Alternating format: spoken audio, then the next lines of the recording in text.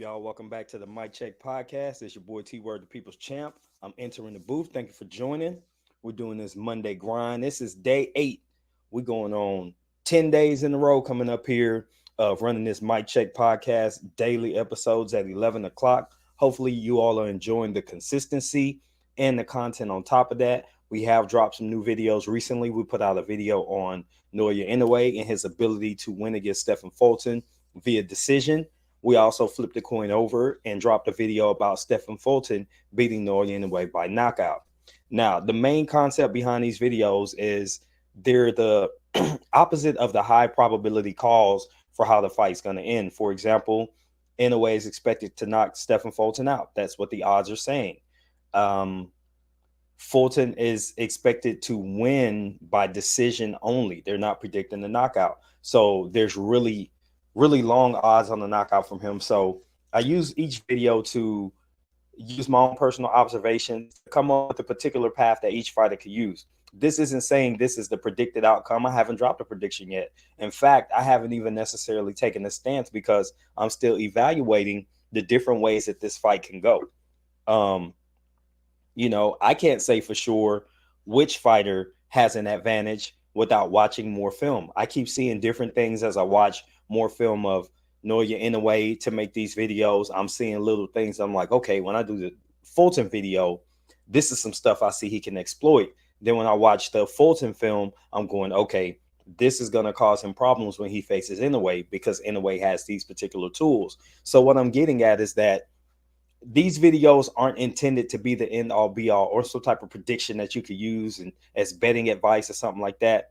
These are literally just observations that I'm making over time as I build up to do a full analysis video and then eventually a prediction video. So hopefully the people that watch are getting some understanding of this isn't me picking a winner or this isn't me saying I favor one fighter over another. This is me saying, hey, there's so many different variables. Try not to get entrenched on one side or the other before you look at the film. Check the tape. Figure out what the hell going on before you decide you know exactly how that fight is going to go, because you'll be surprised. There's so many different things that each fighter can exploit within the other's game. You really can't get entrenched this far away from the fight. We're looking at sometime in late May. So it makes you wonder like, hey, there could be so many different variables. Don't forget, if you're a Stephen Fulton fan, just remember, he's got to travel overseas for this fight. So there's a lot of different elements to travel, going to Japan, getting acclimated. There's Ramadan coming up, all these different things that could make him less than his normal self when this fight goes on. But then again, these could be things that embolden him. They could be what gives him that extra fire. He won't be the first fighter to have traveled, and he certainly won't be the last. And he's a champion. So he's going over there to defend what's already his. He's got 2 belts, and he ain't trying to give them up. So you've got to take that into consideration. But I know I started off full speed ahead. I'm going to go ahead and drop some links here in the comments. If anybody joins and wants to tap into the panel, feel free to do so. I'm going to go ahead and send out this invite. And then we're going to go ahead and get into some of these other topics. I really didn't want to start with boxing because usually that takes up the majority of the show. And then we really don't get time for anything else. So I do want to talk about first. I was watching some XFL football yesterday. I did mention on the stream that I was going to check out the XFL. And I watched one game live and then I went back and watched the other one like in bits and pieces. And it was the Seattle Sea Dragons. And they've got Josh Gordon.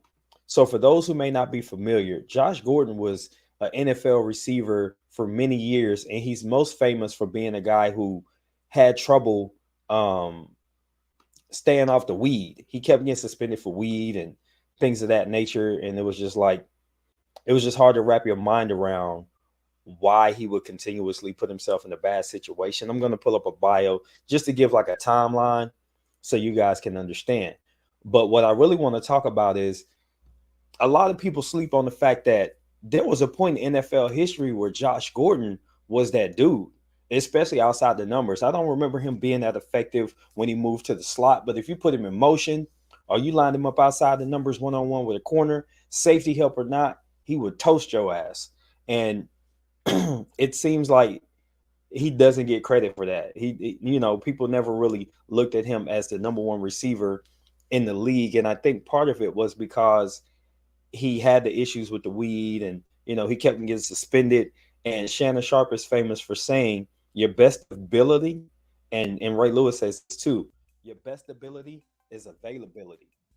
So you have to wonder, um, what if what if he never what if he never got himself hemmed up with these drug situations? Like, what if he was able to keep his nose clean and just continue to be a force at wide receiver? Who knows what could have happened with Josh Gordon? But when I talk about the best, and I'm not just always looking at production, like let's say it's the offseason. We're not talking about, oh, who was the best in 2021? Who was the best in 2016? What I'm talking about is overall skill set, like the best, not just your resume of career accomplishments. Um, I would say that he was probably one of the most talented receivers to come through the league. And I'm not putting him on this level because he never had the career arc of him, but I'm gonna put him on this level from terms of ability. Josh Gordon always reminded me of Terrell Owens. Um, Physical stature, 6'3", 225. I think T.O. played at like, it's like 6'3", 230, something like that. Big frame dude, Southern kid, country fed.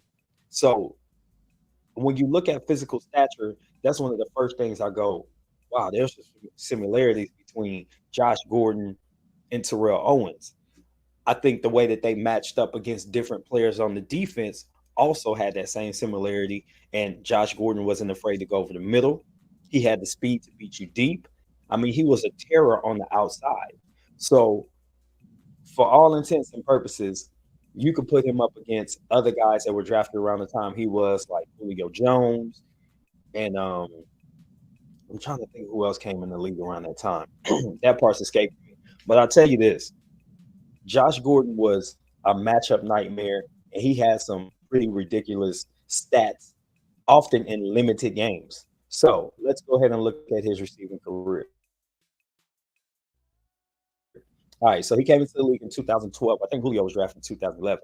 2012, Josh Gordon is drafted to the Cleveland Browns. He plays in 16 games, started 13. He has 96 catches. I'm sorry, 50 catches for 805 yards and 5 TDs. So this is a rookie, basically just kind of out there. And the Cleveland Browns situation at quarterback, comes in and just basically balls almost 1,000 yards on 50 catches. Just kind of showed to be a deep threat. Had a long catch at 71 yards. Um, that's pretty good. Now, when you look at his second season, 2013, this guy comes in, plays in 14 games, starts 14 games. So he actually appears in less games. He's targeted 159 times, but he has 87 receptions, 1,646 yards, 9 TDs, 64 first downs, a long of 95 yards.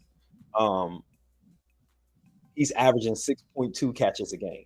You know what I'm saying? Like, this guy never broke 100 receptions in the season in his career, but yet he's like just dogging people out. 117.6 yards a game.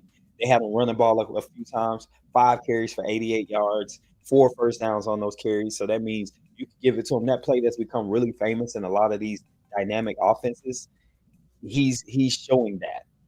But the 9 TDs is kind of like, it's almost a head scratcher. Like, dude, how is he getting all these touches? Basically, 92 touches, 9 touchdowns. So it's like every 10 touches he's scoring, or something like every 8 touches he's scoring a touchdown. That's pretty good. Can't say it's phenomenal, but those are really good numbers. So now I'm going to talk about, let's say, Terrell Owens. That was Josh Gordon's best season. So just for comparison, let's look at Terrell Owens' numbers. Now, keep in mind, T.O. did play in a little bit of a different era before the passing game really became what it is now. But there's a little overlap to some degree here in terms of what went down in the NFL at the time they were playing. In fact, T.O. left the league in 2010. Josh came in 2012. So T.O.'s best season. He had 1,451 total yards. He had 97 catches, so very similar. This was in 14 games with 13 starts. His longest play was 69 yards. He did have 13 touchdowns versus the 9. So out of 100 touches, he had 13 touchdowns. It means like every 7.5 touches, he scored a touchdown. Josh Gordon was like 8.5. So this tells you how dynamic this player was when you compare him to an NFL great. T.O. is a legend. 15,000 career yards. That's ridiculous. So this guy's playing in the XFL now. I doubt if he'll ever play back in the NFL, but he apparently loves football and he's getting an opportunity to do that again. So let's go ahead and review his career before we move on to something else. So in 2014, he plays in 5 games and then he gets suspended. And then he's out of the league for 2015 and 16. So in those 5 games, he has 24 catches for 303 yards. Nothing spectacular. He returns in 2017 back to Cleveland. He plays in 5 games, 18 catches, 335 yards, and a TD.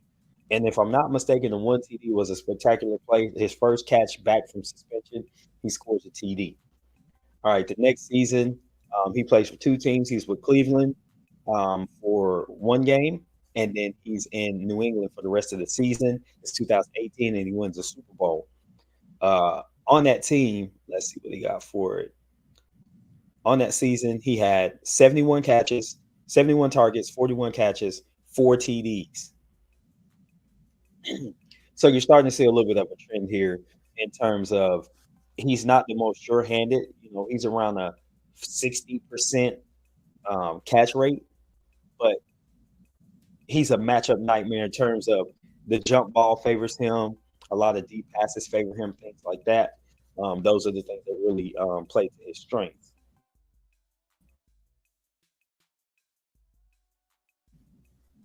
So let's go ahead and wrap up this Josh Gordon segment with let's look at his career numbers in the NFL, and then we're going to move on to our next topic. Give the cough and the sniffling, guys. This COVID is on my neck today. Got me runny nose and everything. All right. So over his career, he played for one, two, three, four, 5 different teams. The longest stint was in Cleveland, where he amassed 38 starts in 41 games. He started 63 games in his entire career in 77 attempts. Um, he was targeted 477 times with 252 catches, 4,284 yards, and 21 TDs in his career. Um, his career long was 95 yards. He had 6 rushes for 89 yards in his career. And I believe he actually returned one touchdown off like a kick return or something like that, punt return. But that was his career arc. Nothing spectacular. This is not Hall of Fame worthy. It's just that what if talent. What if he just didn't get hooked on the weed? What could he have been in his career? All right. So next up, let's see. We got some other topics on here. Next up, I want to talk about Adrien Broner. So I need to give me a seat for this one. I've been standing this whole time. So Adrien Broner is again without an opponent. Basically, he has been through 3 opponents trying to get his BLK Prime debut off the ground, and it just looks like it's not going to happen for him. I don't know when this fight is going to get rescheduled for. It sounds like they've been targeting April for the reschedule, but we just don't know how it's going to go. So a short history on this fight. He was initially supposed to fight Ivan Redkach on February 25th, this weekend, and that fight was scrapped because Redkach had to pull out with some promoter issues. Then Hank Lundy was signed on to get the fight, and for whatever reason, he was pulled. So my understanding is that he was signed on to fight someone else on a different card, and Hank Lundy tried to pull out, saying that he was cut. Well, the promoter of that card decided that he would go ahead and notify the California State Athletic Commission of the pullout, and that led to Hank Lundy becoming suspended, unable to fight, and then he had to be removed from the Adrien Broner card. Okay, And then, like a week later, that seems to have been resolved. His suspension was dropped apparently because another fight was announced. So I'm guessing he got back on the original card that he was supposed to appear on, and then things just moved from there. So then AB goes and they get him another opponent. They get Michael Williams Jr., a young fighter who, just from a skill standpoint, he would have been a good, uh, I guess, get back going opponent for AB simply because I don't feel he was going to challenge him in a way that would make him need to train super hard or get into any kind of phenomenal shape. It would be a good way for BLK Prime to introduce Adrien Broner to their audience as a three-ticket fighter. So then, fast forward to, we're about a week and a half out, and Michael Williams Jr. is training with Roy Jones Jr. And Roy Jones has some concerns about Williams' defense. He said his offense was sharp, however, his defense was lacking. So quickly, I'll tell you about an interview that I listened to with Michael Williams Sr., the fighter's father. He says that his son called him around Saturday or Sunday. This had to be like maybe around the 14th of February, or 12th of February, something like that. His son called him, and he expressed some concerns about Roy Jones trying to pull him out of the fight and discourage him from fighting. And Michael had actually agreed and then changed his mind. He stood up to Roy and said, "No, I'm going to continue to fight." As a response to that, Roy continued to have him sparring. And if you know anything about boxing, typically about a week within the last 2 weeks of camp, you're not really hard sparring because there's too many things can go wrong. You get injured.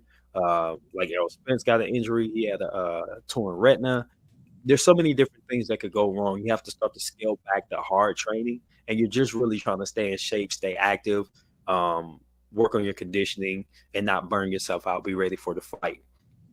But instead, Roy Jones had him sparring. They brought in additional people. It was rumored that there was a heavyweight fighter brought in to spar the young man, but it wasn't. His father did confirm that it was someone around 145 pounds or so, 147 pounder. So someone that was still the same size as Williams, but this was somebody new to camp. The sparring was a bit hard. Williams first thought that he had an injured tooth. He had cracked a tooth or something. It turns out he had a broken jaw. Now, he had already told his dad beforehand uh, he was uncomfortable at the camp. Things were different. People were acting funny. His dad kind of just blew it off. It was like, "Hey, man, just knuckle up," kind of being the tough love father in that scenario. And he did admit that he probably assessed the situation improperly, and his son paid the price. If I'm not mistaken, this was going to be a ridiculously large opportunity for Williams, something in the range of 300K.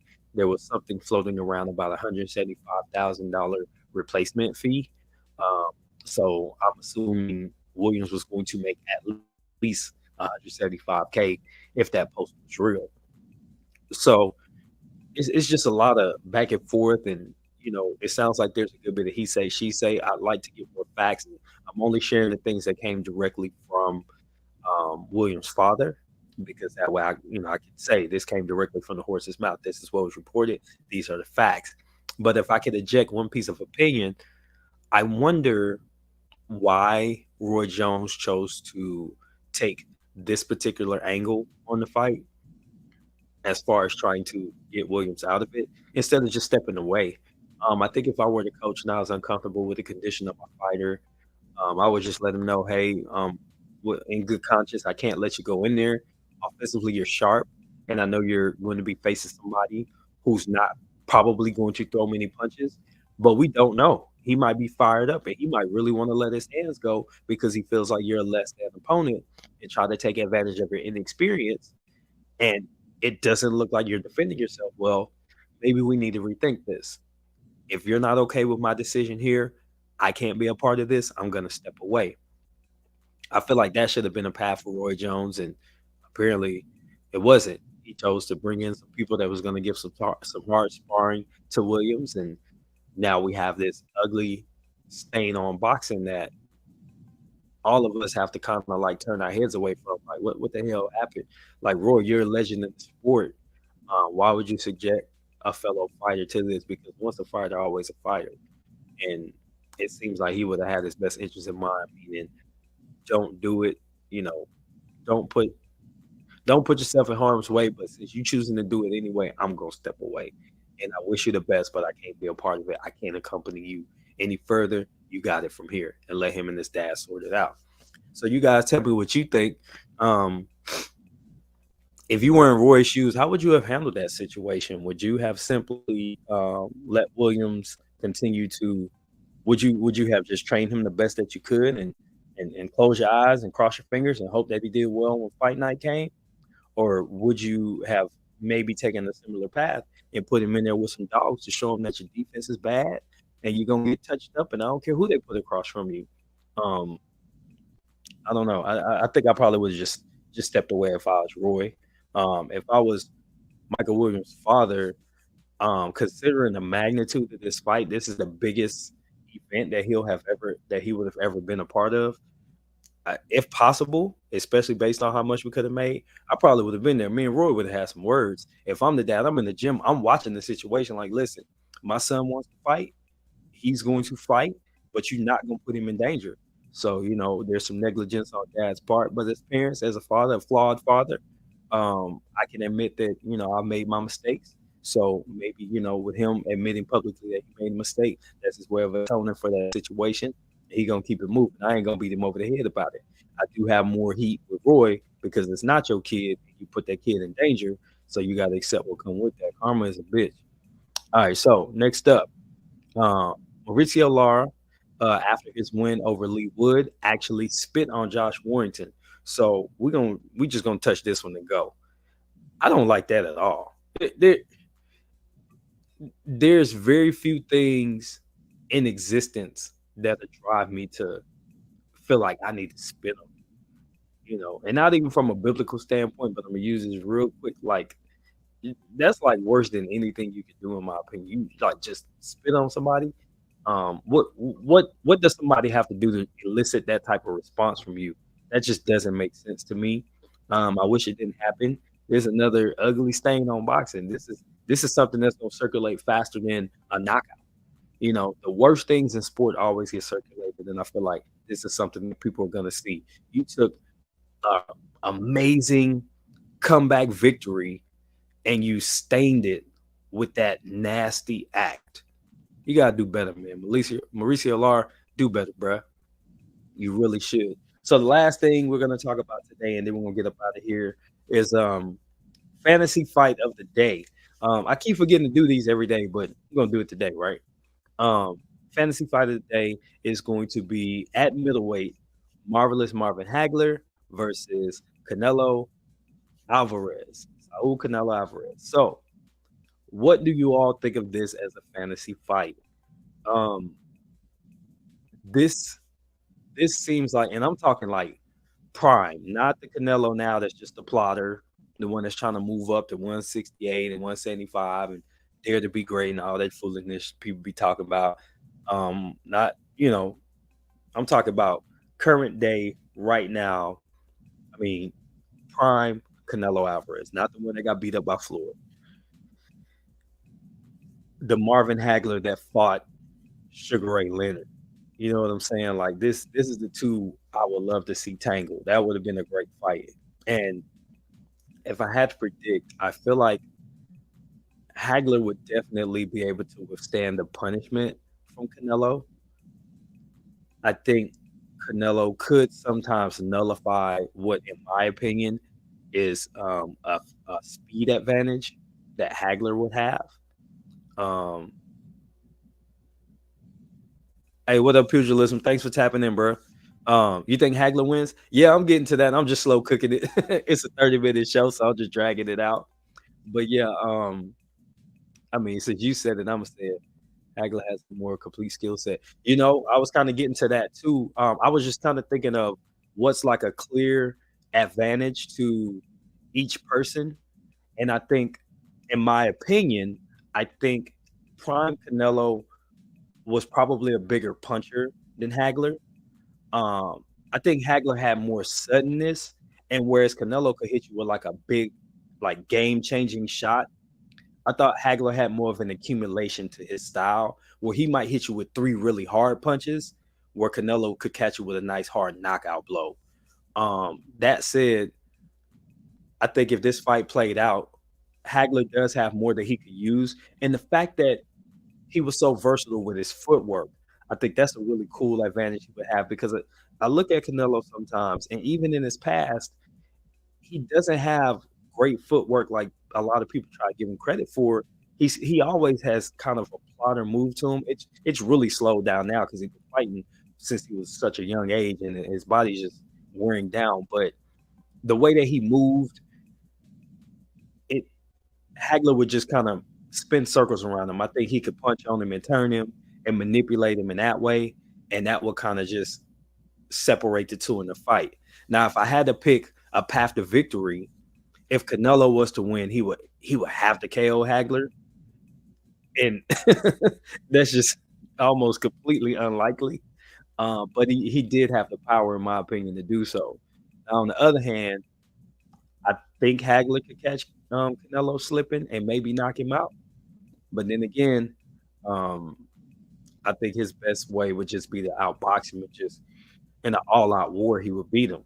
Let me ask you this: if it was a 12-round fight where they both know it's a definitive, I've got 12 rounds to get this done, versus a 15-round fight, do you think a 15-round fight favors Canelo or Hagler? Just based on the fact that Hagler's from that era, it makes it a little bit of an obvious choice, but not exactly in my opinion. But I just think that the way that they trained for that gas tank to go 18, 20. You know what I mean? I think guys now train for 10, 12 rounds, and that's it. They just want to get there, and that's why you see so many dudes fatigue or they start taking rounds off because instead of just going full out, pedal to the metal, a lot of them often kind of just drag their feet. They'll take a round off and recover. They'll try to set up some other stuff, do a lot of feinting, do a lot of foot movement, backing in and out of range. They don't really do a whole lot of just stand there and just let their hands go or get in the pocket and really do some dirty body work. Um, I think Hagler was so accustomed to that. That's another advantage that will play his way, just because from his era, them dudes really played to I'm gonna beat on your body and your face for 15 rounds, or as long as it takes to get you to drop. So if I had to pick a winner, I got Hagler by decision. Um, and that's my pick. So that was our fantasy fight of the day: Marvin Hagler versus Canelo Alvarez. So that's gonna wrap it up for this COVID edition. Once I get well, y'all, I'm gonna get back on camera. But for now, it's microphone only, and y'all probably appreciate that anyway instead of seeing this ugly mug. Let's see. Pugilisim says that's my theory, breaking down skill sets at the highest level. Who could theoretically use all tools necessary to shut an opponent down and be last man standing through endless rounds? Right. That's the 80s and early 90s mindset for everybody under heavyweight. I believe that's the way that guys were trained. That was what was passed down from generation to generation up to a certain point. Once the big dollars came into it, and it not just the top guys getting the big dollars, like the top 20 getting big money, the mindset changed to who can look pretty and who can make the most money with the least amount of work. So since I got you on here, people, listen, one more thing, and then I'm gonna close the show. So we gave another fantasy fight the other day. I don't think you were subscribed when we dropped this one. So I saw it on Twitter. It was Errol Spence Jr. versus Pernell Whitaker at 147. Who would you pick and why? So for me, I'll tell you about mine. If you want to throw an answer in the chat or whatever, feel free. But I picked Spence only because, and it's hard because Pernell Whitaker is my favorite fighter ever. But I picked Spence simply because the dirty body work he would accumulate over rounds would eventually catch Sweepy, and I think he would stop him. And it hurts to even say that because I would never want to see him knocked out like that, especially by Errol Spence, who's my current favorite fighter. Um, but I just think that the accumulation will be there. Now, one thing I think might work in Purnell's favor is because he had that elite footwork. He was very evasive on defense. Sometimes he played around in range, which could get him caught. But if he didn't, I think that there's a possibility he could frustrate Spence, and um, that would change the dynamics because I've only really seen Spence frustrated once, and it was against Kell Brook. And it was a small adjustment by Derrick James with the jab and with the footwork. And I think it was also accumulation eventually. Really, Errol just had to bite down and just eat the shots that Kell Brook was giving him and just get inside and work the body. And eventually he broke Kell Brook down. And then the eye injury was the other part. And, Kell called it a day.